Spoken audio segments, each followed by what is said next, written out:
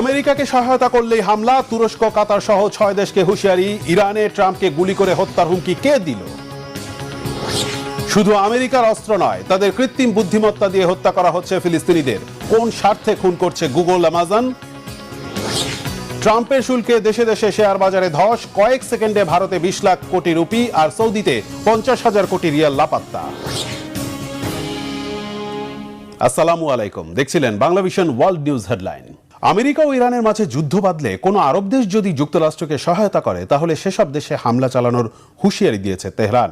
তুরস্ক, কাতার, আরব আমিরাত সহ মধ্যপ্রাচ্যের 6টি দেশকে এই সতর্কবার্তা দিয়েছে ইরান। এদিকে চলমান উত্তেজনার মাঝেই মার্কিন প্রেসিডেন্ট ডোনাল্ড ট্রাম্পকে মাথায় গুলি করে হত্যার হুমকি দেওয়া হয়েছে ইরানি কট্টরপন্থীদের মুখপাত্র কেহান ইন্টারন্যাশনালের উপসম্পাদকীয়তে। হেজল জুবাইরের ডেস্ক রিপোর্ট।